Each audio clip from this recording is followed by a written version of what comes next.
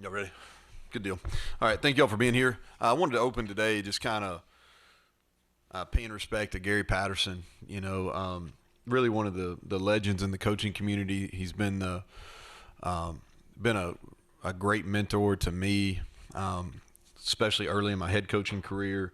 And I think he's just been great for the profession and done a lot of work with American Football Coaches Association. He served in a lot of different capacities to really help the game of football and help the coaching profession.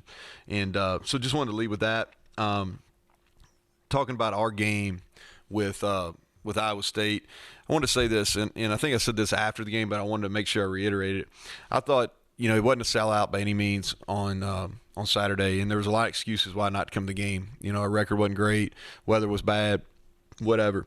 But we had 45,000 that showed up, and what a tremendous atmosphere at the end of that game. It was extremely loud. Go back and watch some of the TV copy, you can hear it. I don't know how long that Let's Go Mountaineer cheer went, but it went for a really long time. And it was really difficult even to hear on our headsets during that last sequence of plays while we were on defense. And so credit to the people that came. Appreciate everyone that showed up. If you didn't, you missed out on what I thought was a great college football game. We were fortunate to come out ahead, but it's a physical game by two teams that competed really, really hard. And we were fortunate enough to win. I thought our guys made enough plays throughout the game. Really proud of their resiliency. Just quick recap of all three phases. Special teams is we had to continue to be creative with our kickoff. We've been struggling there kicking the ball, but we got dinged for one that got up around 35, 40-yard line, but then we used some specialty kicks and were able to control it. And our coverage unit, credit to that, because sometimes those specialty kicks are hard to cover. I thought Tyler Sumter continues to punt the ball well. We've covered it well. The punt return by Esdale was big. We've steadily gotten better on that unit. And then Casey Legg making the field goal. He's been really consistent, maybe as consistent as anybody on our team. Defensively, too many big plays. I think that's the negative aspect of it. One blown assignment on a long pass play, and then a misalignment on the run play. But other than that, and really we didn't have probably a great call in the second explosive run. But other than that, if you take those out, which you can't, you can't take them out. But if you take those out, I thought we did a really good job defensively managing Breece Hall. We knew going in the game we weren't going to stop him. He's too good a player, but I thought we managed him. And I think what it came down to, when they gave us the opportunity, when he put the ball out in the goal line, we were able to create that takeaway, and the ball was on the ground. And so that was huge. And then our third downs, and third and medium and third and long, we were able to get them off the field. And that was one of the really big initiatives going into it. Offensively, we were productive on first down, which gave us a lot of opportunities, third and short and third and medium, which we were able to convert, maintain drives, and then our ability to score touchdowns in the red zone. And something that's probably maybe not talked about as much, and something probably sticks out more to me because Oklahoma State's as good as anybody in our league at it, is we played really good complementary football. And so going back to that first quarter, Breece Hall hits the big run, offensively match it, right? They score again, offense matches it again. And so really good complementary football, the best that we've done so far this year without a doubt. We always give awards out when we win. Looks like I forgot my sheet, so I'm going to get somebody to go get those for me real quick, and I'll hit those at the end because I want to make sure we talk about them. That's about how my day's going too. So I'll come back to those awards here in a second. Turn the page to Oklahoma State. Number 11 team in the country. They've earned that. Their only loss being on the road at Iowa State, which is one of the tougher places to play in college football. And they missed 2 field goals there during that game and lose by a field goal. I think the job that Mike Gundy's done at Oklahoma State, you go back to 2008 and beyond. I saw a stat where how many times they'd been ranked in the top 10 during that time. and just a tremendous job. And he stood the test of time, and credit to him and his staff. Several of those guys have been with him for a long time. So credit to his staff for the longevity that they've been able to hold that up. Kind of just who they are quickly is special teams wise. They've always had good specialists. If you look back through Gundy's tenure there, they've always had really good specialists. This year is no different. They've got an Australian punter that's difficult to play against because he sprays the ball all over the field, mixes up field boundary. And so we've got our hands full there. Kickoff return, they've already returned one for a touchdown this year. That's obviously we've had some issues in that area as well. And then consistent, outside of one game, they've been consistent making their field goals. Offensively, they want to run the football, and I think it starts with Warren. The offensive line, I think, is really improved from a year ago, and Jaylen Warren runs as physical as anybody in our league. And we've got this the Big 12 right now is blessed with a number of super talented running backs. Thanks, Coleman. And here's another one. If you look at, we had Evans and we had Breece Hall, and now here comes Jaylen Warren, and they're all a little bit different. The thing that I really respect about Jaylen Warren is he runs the ball angry. I mean, he is a violent runner. He gets downhill. He breaks tackles. It's impressive, and so he's a really tough tackle. Spencer Sanders, who's been the starting quarterback there for 3 years, this is the first time we're going to have the opportunity to go against him. He's been injured. He's a dual threat guy. He's strong. He can run. He's got a really strong arm. He can make all the throws. They utilize him a lot in the red zone.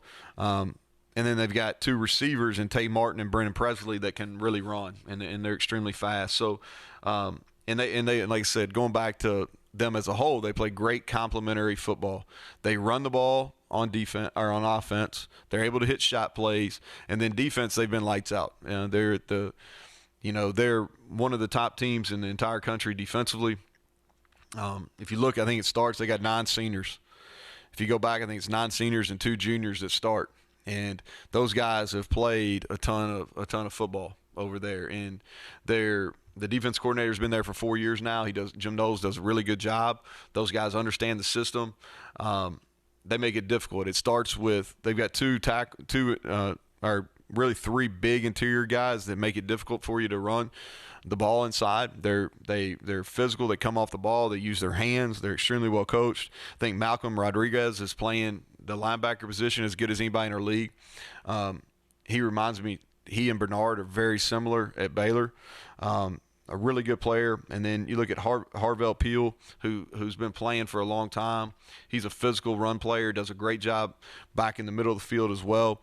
And they're physical at corner. And they were physical against us last year. And so just a really good football team. They look like you expect one of the top 10 or 12 teams in the country to look like when you turn on the film. So that's Oklahoma State. Going back to our award winners, just to give them recognition. So our special teams player of the week from last week, against Iowa State was Sam James. And I would encourage you to watch.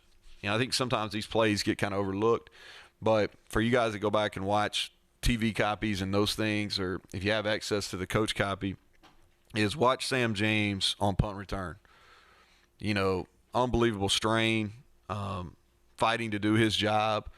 And then watch him on punt coverage. He's always the first one down. We've done a really good job with punt coverage and low net punts and or low net return yards, and he's a big reason why. Defense player of the week, and he had 9 tackles, 3 assists, and a sack. And Josh Chandler, the last 2 weeks, has really played at a high level, and he's playing his best football of his career right now. And excited for him. He's doing a really good job leading and communicating. Offense player of the week, it was Jarrett Dagey, 30 of 46, 370 yards, 3 touchdowns. Played the best game of his career at this point. Our offensive lineman of the week, and thought he played extremely physical, played hard. He had 8 knockdowns, and he was the highest or the most productive offensive lineman, and that was Wyatt Milam. As a true freshman starting against Iowa State, that was an impressive performance. we give a blue collar award. Y'all have heard me talk about this. This is people that do kind of the dirty work that maybe don't show up in the stat sheet, but had a huge effect in the game. And offensively, it was T.J. Banks. You know, he had some runs after catches.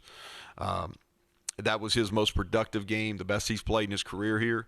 And then Akeem Messidor's getting double teamed every single play almost. He strains. He had a couple really important tackles for a loss.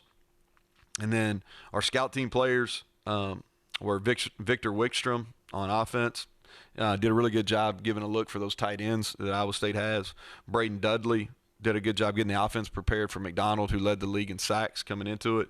And then special teams was Preston Fox, and he does a great job. And he's going to be a player for us down the road. And then our Juice Award, who did the best job on the sideline, is Will Schoonover. And fittingly, since we have Military Appreciation Week this week. And so a lot of reasons to be excited about this one.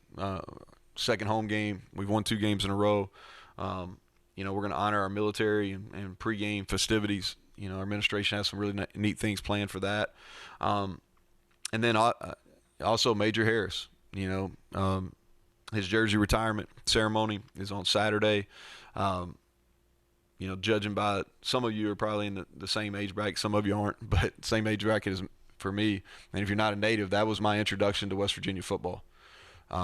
Is being a young fan watching Major Harris, because at the time he was so unique, and so really enjoyed getting to spend some time with him. And what a great honor, great honor for one of West Virginia's all-time greatest players. And so that's going to be fun, and it's and he's well earned. What a player. And so we've got some cut-ups that we're going to show our players, and they'll be excited.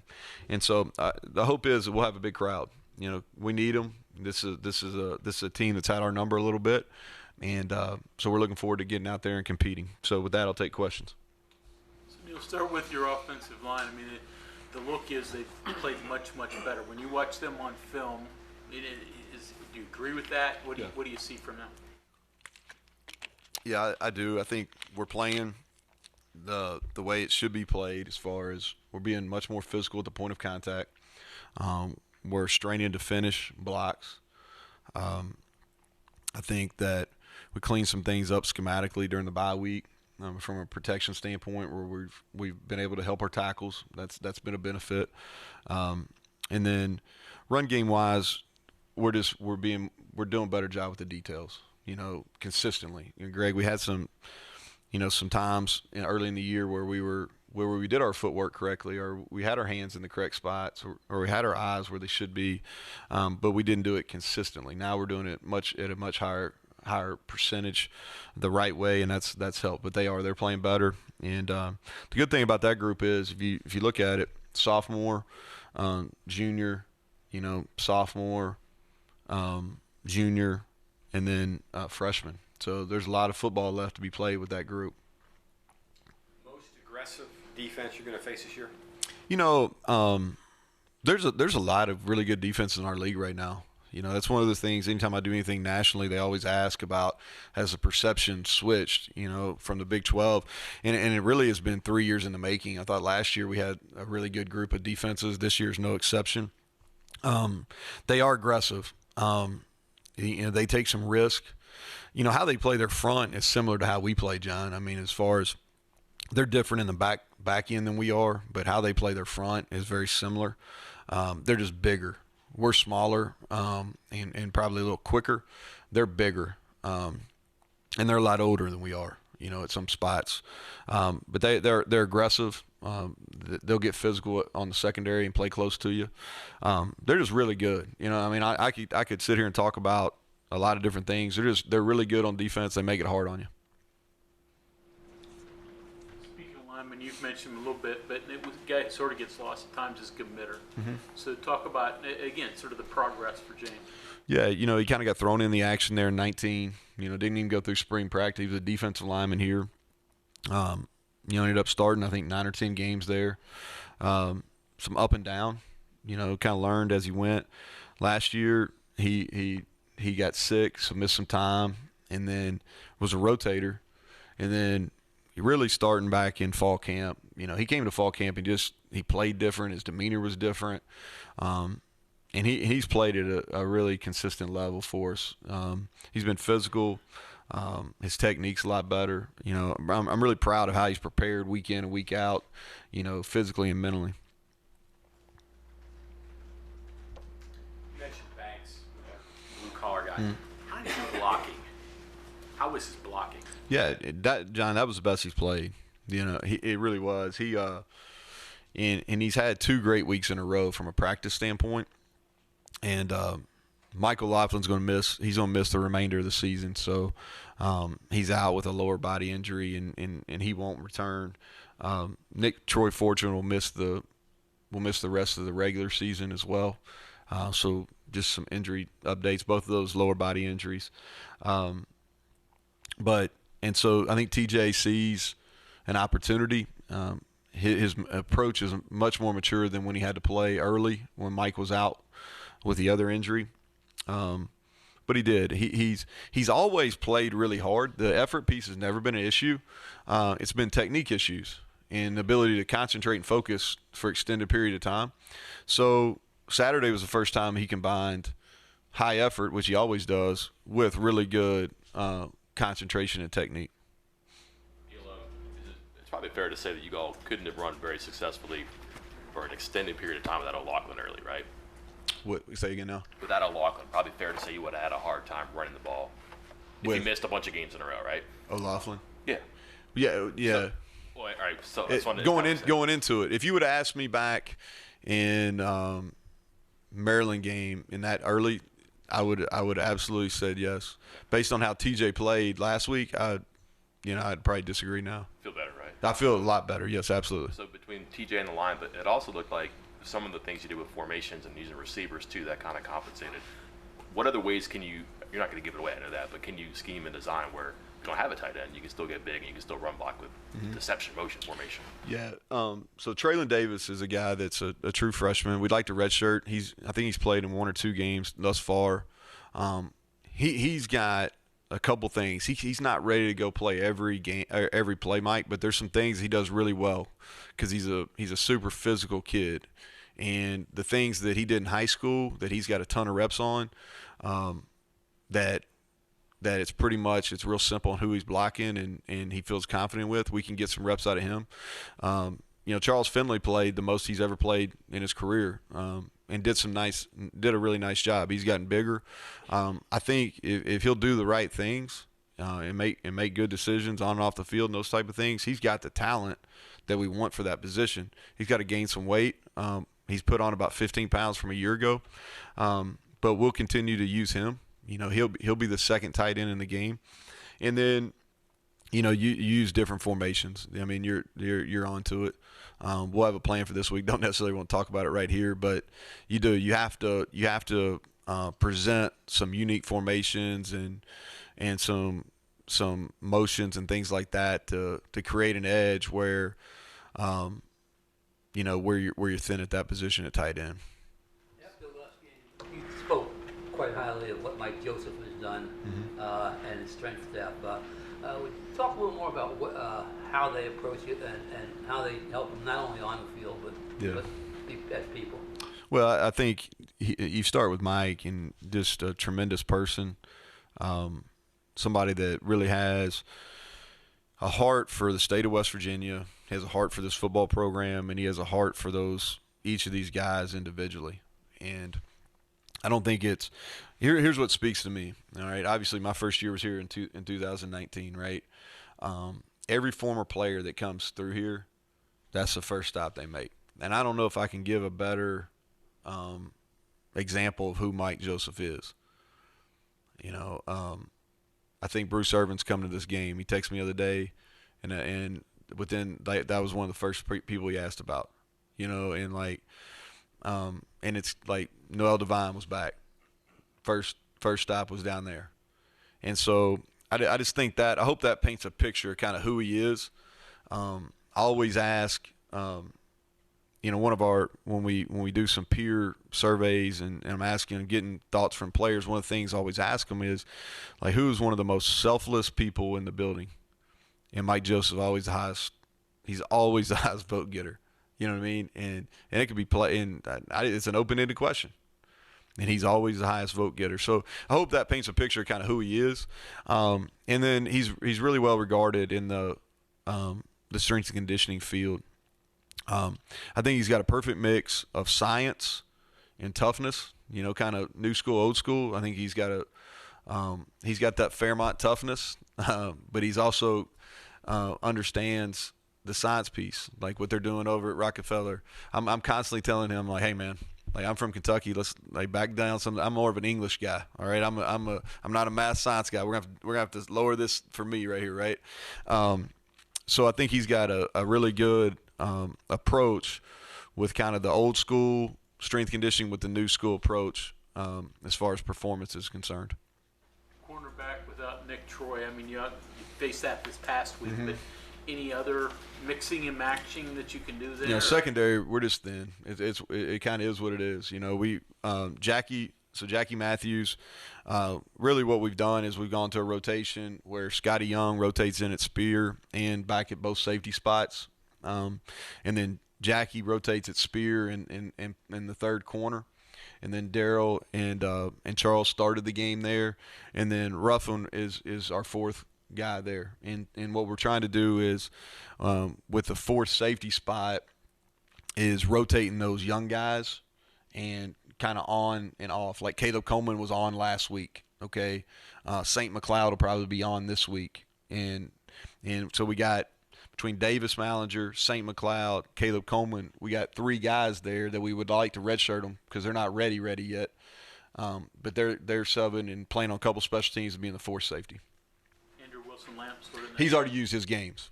Okay. Yeah, he's used his games. Yeah.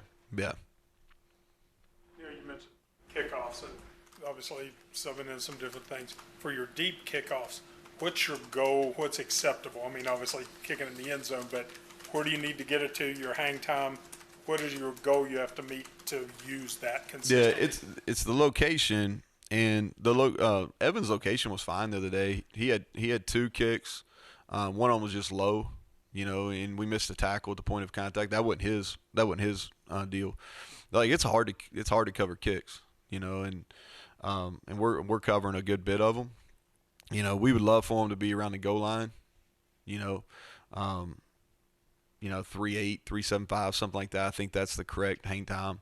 I'm not a kicking guru anyway, but I think that's about where it's supposed to be. But the location is really important, and depending on what kind of coverage we have, what kind of coverage call we have is where the location is. And Evan's done a nice job. We didn't do a very good job against TCU. One was a little short the other day, and combined with that, we missed a tackle. So that's just a feel thing then. Yeah, That we're gonna jump to the. Yeah, we'd love to kick every one of them out. That'd be the easiest. And he's done that. He's done that throughout his career, just not the last two games. But we have confidence in him. He'll be back and do a really good job this week. All right, the important. Oh, I'm sorry. Mm-hmm. How do you get it back to where it was in the first few weeks? Well, last week they kicked every one of them out of the back of the end zone, and so we didn't have one single opportunity last week. The game before, Winston dropped it, and we had a short return. The one we did get an opportunity was after we made them re-kick it, and Winston missed a cut. I think we got out to like the 30, so still pretty good return. But we had a chance for a big one. So really it's about opportunities, and then us taking advantage of it. When we do get the opportunity to bring one out, taking advantage of it. All right, I've got to ask. Yep. You've had a chance now to see the coaching films. What did you think of the fumble on the goal line? It's really inconclusive, to be honest with you. That's what I always tell our guys. So the ball was out. You know what I mean? Like, it was a fumble. Now, when did it? I have no idea. You can't even tell. You can't tell. And there's a couple really difficult calls in that game, for us and against us on some of them that are really bang bang. And so I couldn't tell on the coach's copy. I watched TV copy. I couldn't tell. And so the ball was out. That's all I know. You know what I mean? Like, how do you prevent that? You got to hold on to it. And that's what we told our offensive players. You know, it was first. I think it was first in at the 2. You know, we talked to our running backs about not reaching the ball out. You know, you only reach it out on 4th and goal or a 2-point play. Important question. Uniform combination. You won twice in old school looks. Yes. Major Harris coming back. Do you ride the old school or? I don't know. Do you care, Greg? Yeah. Do you? All right. Yeah, I don't know. I'll tell you, like, I'll be honest with you. Coleman's laughing because he's constantly been bugging me for 2 days. And, like, that is literally, like, one of my least favorite things to deal with is uniforms. Because it's like I got people like Greg, all right, that they die hard. This is what they want to wear. For Gail's in there too, all right. They are die hard. They want to wear these uniforms. And then I got the whole locker room and everybody that's potential player, all right, more Carides kind of style, right? All right, so, and then, so we got these two, and, like, whatever I do, I'm wrong with half of them, right? So, I don't know. We haven't made a decision yet, Greg. It's one of those things that you ever heard in leadership where they say sometimes it's better just to not make a decision. Maybe somebody else makes it for you. That's kind of what I try to do on uniforms. After the game, you said that kind of like the back and forth with Heacock about having a different player for the second half and having answers. I was wondering if you flip that around, are you guys better at that offensively? Like, do you think you can anticipate what they're going to do and you can work around their counters, and maybe that's why you're effective in the second half now too? You know, I think each opponent's different, Mike. Like we made a concerted effort to do some things differently in the second half, but that was in our preparation. And so we went into it with, now that doesn't mean if things didn't go very well, we wouldn't have gone into some of the second half bag of things that we wanted to do. But we really, within our approach of how we went about the game plan, we said, hey, there are certain aspects that we've got to hold, all right, so they can't make adjustments. Because one of the beauties of the way they play defense is their alignments, all right, are, you know, where they're going to be for the most part, except when they blitz. And so they do a really good job because they don't have to worry about getting lined up. They always have edges, you know, because the 3 down front, so they always have, you know, either they're, I don't know exactly what they call it. We would call it a will and a nickel. They always have these edges on the defense, so it really doesn't matter if you motion or you shift or trade tight ends or anything. That really doesn't change them much. So they're not having to worry about alignment as much as some other defenses. So what they do is they do a really good job of playing plays. And with them, you might get a good play once. It may, if you execute it really, really well, the second time you may get it, but you're not going to get it the third time. And so what we did is we went into the game saying, okay, hey, here's our plays. All right, after we hit them once, maybe we present them a different way, try to get 2, but then they're done. We're not bringing them back. And then we had a whole other set of plays, Mike, that we said, all right, these are second half plays. So maybe we'll get 1, maybe 2 out of those in the second half, so we have a kind of a new approach from a formation and a scheme standpoint for them in the second half. How do you feel about Thanks, the play? Coach. Hey, you're good. You can finish up. How do you feel about the play your defensive line, especially the last couple? Yeah, you know what? I think Andrew Jackson, you know, deserves a lot of credit. He's we're playing a lot of guys up there. And, you know, Dante, and I don't pay as much attention to the stat sheets as maybe some people, but he has played his best football over the last month. He really has. And sometimes that shows at D-line on the stat sheet with TFLs and sacks. Sometimes it doesn't. But he's done his job, which has enabled, and Akeem Messidor the same, has enabled our linebackers to play better, our other D linemen to play better. But our fundamentals are much better. Like we're playing different. We're not necessarily just moving all the time. You know, that was kind of our MO for a long time, is movement. Well, when you play these huge people like Iowa State, you know, you can't move as much because they just kind of swallow you up. So you really got to get pushed off the ball, which I thought we did a nice job. And they're playing well the last 2 weeks. And for us to be good on defense, that position group has the most depth. They have the most experience, and we need them to continue to play. All right, thank you all.